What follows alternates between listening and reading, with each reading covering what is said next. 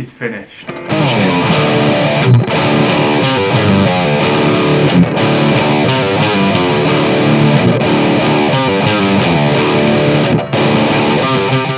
It's taken me a very long time to make the video.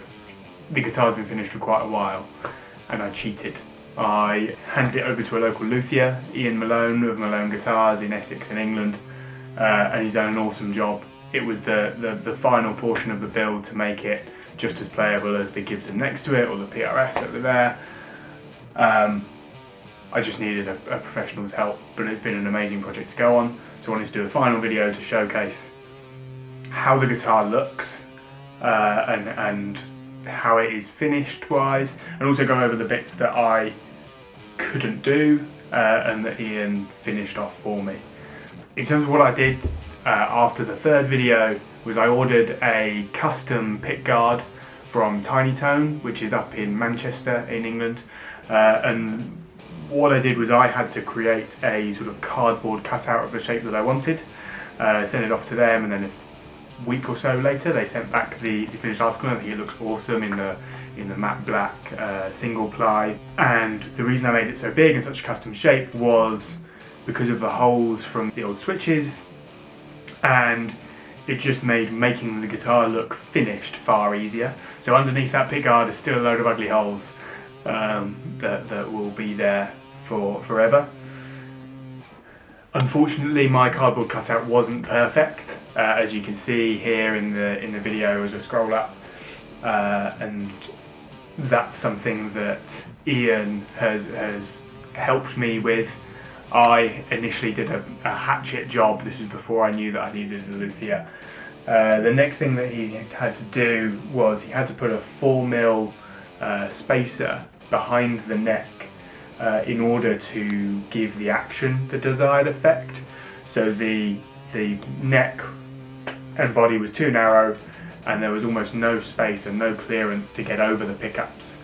And that was the main reason that I went to a luthier. It was just something that I realised, probably a spacer, but I didn't have the skill to do that, and I think he's done a great job, and he's finished it off in a really similar colour as well, so you can barely see it.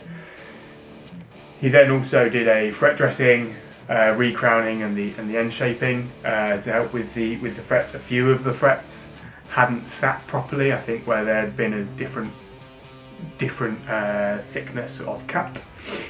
So he's fixed all of that for me, and then done a normal setup because he needs to put some strings on and made the action really playable.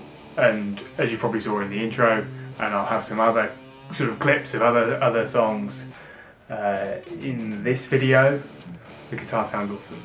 It's an absolute killer. For me it's living a whole step down. So Sad But True, anything by Bullet, anything by most of the sort of metal bands that I can play, which isn't too much, is what this guitar is being used for. But just to show the variety of music that you can play on this guitar, is the Beatles and Blackbird.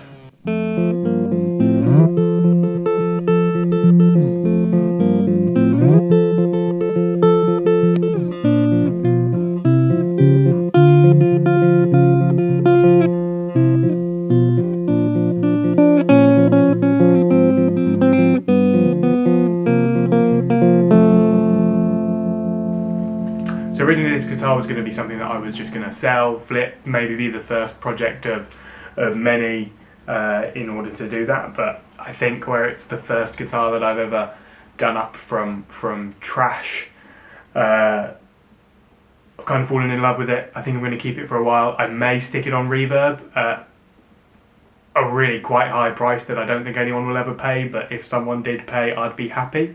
But for now, it's not on reverb. I'm playing it regularly, and it's staying in the collection. I've had a really good time restoring this guitar.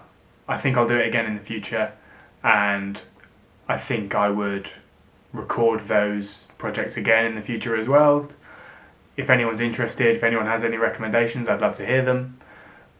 If you have watched these videos and you enjoyed them, then thank you very much, and see you later.